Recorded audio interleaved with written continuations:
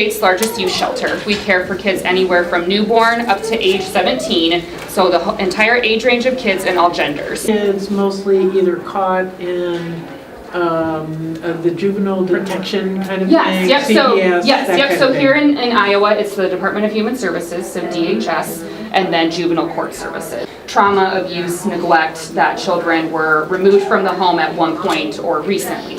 Have you served the whole state? We're licensed to serve the whole state and actually across the country. I'm a Franciscan from Clinton, Iowa. Oh, okay. And we got on the bus this morning in Omaha. And we'll be traveling till Cleveland. We're here because we are very concerned about the people that are being left behind in this country economically, being forgotten, and the tax bill that was passed, last year is really just making that inequality wider and wider by rewarding those who already have a lot of money and forcing the push now to cut these programs that are of support to families. Taxes are a way for us to contribute to the common good of the country.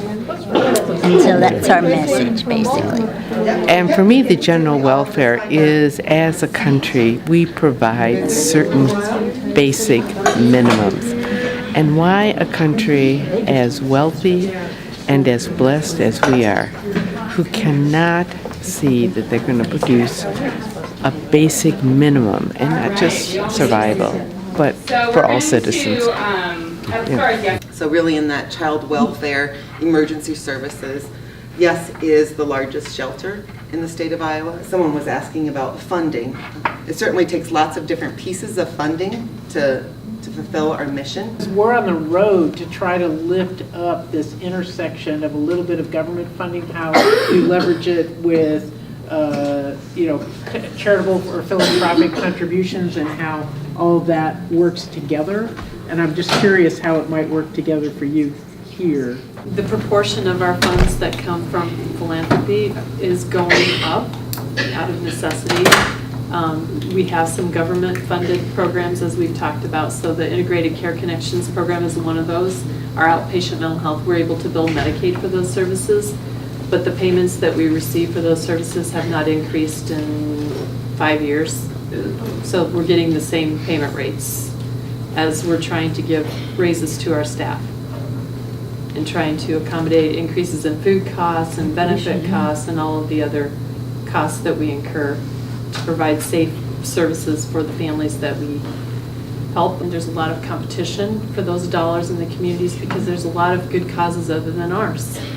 We don't get standard cost of living increases to provide those services, and yet our costs continue to go up. Hello, Des Moines. Whoa. Des Moines was the very beginning of Nuns on the Bus. Oh, that's right. Coming back just gives me such joy. I'm Sister Simone Campbell. It's such an honor to be here. And to be here at this amazing youth emergency service and shelter. We're on the road because we know how we as a nation invest in important programs. And with the tax cuts that were passed in December, we know what's happening across the country because of the president's budget, because of the House budget, which proposed because, oh my heavens, we don't have enough money to cut significant programs that serve the neediest. And most social service programs take a bit of federal money and then leverage it with philanthropic donations. And we heard that here in Des Moines is a fabulous philanthropic community. But the anchor piece of federal money, the anchor piece of reasonable pay for responsible programs, that anchor piece is critical to the success and the flourishing, not only of programs, but of our children. So over the course of the year, there's about 2,000 kids' lives that we're impacting And as Sister Simone said, it really takes our whole community to make that happen.